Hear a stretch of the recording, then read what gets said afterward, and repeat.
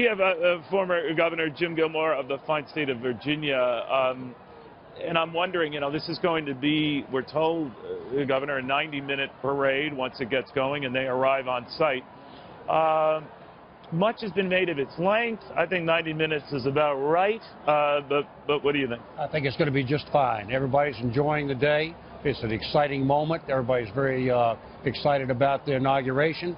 I remember that there was a similar length for the Bush one right in the middle of a rainstorm, and people just kept on going. Yeah, they really do. Now, this one is not as cold as others. I'm sure you and I have been through, but it was a very contested, controversial election. A lot of hurt egos and feelings. The president trying to throw an olive branch to the other side, to single out Hillary Clinton at the inaugural luncheon today.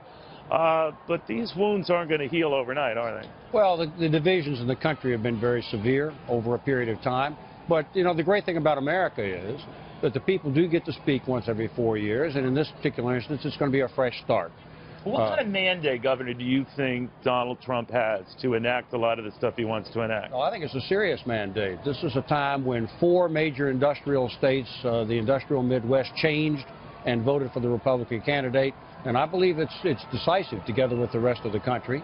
And I believe he's going to really step out there and be very strong and very aggressive. That's the kind of person he is, the kind of campaign he ran, and that's what I look forward to. Yeah, we made note of protests today. A lot of people are saying, did you forget about the protests, Neil? Well, they died down considerably, and the police got that under control. But it got pretty violent, pretty crazy, just a few blocks west of here.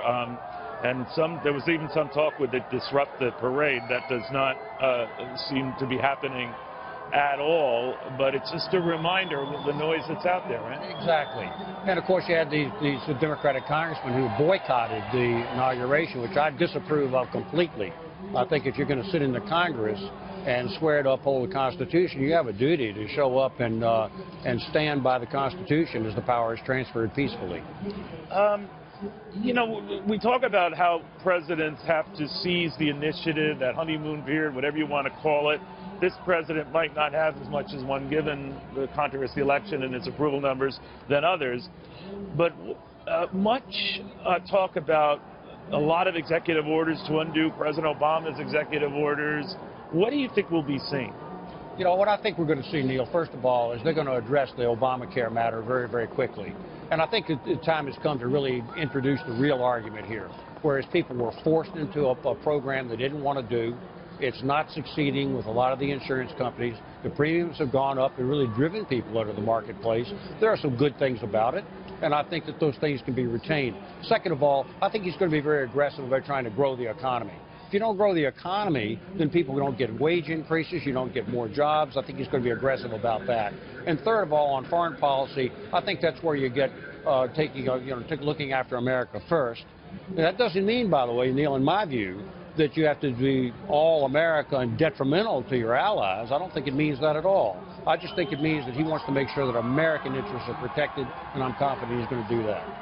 All right, we're watching this motorcade as the good governor is speaking here, and this great debate. Will the president and the first lady leave the vehicle to get out? And indeed, it looks like they are. Following a norm that goes back to Jimmy Carter 40 years ago today. It does look like the president and Mrs. Trump will leave the vehicle to walk part of the way here. What do you think of that, Governor? And indeed, that is the case. Donald Trump has left the vehicle, waving to his, and not only his supporters, but these are all Americans who are here to see, walking with his son Barron, all of 10 years old. That's a very tall 10-year-old boy, isn't it? Maybe 11 now. I don't know. Melania Trump. Did you know, Governor, that she is wearing Ralph Lauren? Well, it's absolutely beautiful, isn't it? It is beautiful. It's a lovely color on a lady, and it's very elegant. What are you wearing? I mean, look, I've got a great Savile Row suit on myself. If you can't see it, it looks fine. It looks fine. But this was a debate, and some might have advised, as our own Charlie Gasparino said, given the dust-up and some of the violence and protests only a few blocks away, that maybe the better part of valor. Dan Bongino, former Secret Service agent, had recommended, if I were Donald Trump, I wouldn't get out of that vehicle. If I were with him, I wouldn't allow him to get out of that vehicle. But obviously, Governor, and I think Charlie was right about this, Donald Trump Melania Trump ignored that advice and are now outside. Well, I think Americans are not a fearful people. This is not a fearful first couple. But also, listen to the entire theme, not only of the campaign, but of the inaugural address, which is to be for the people and to be out there standing for the forgotten person.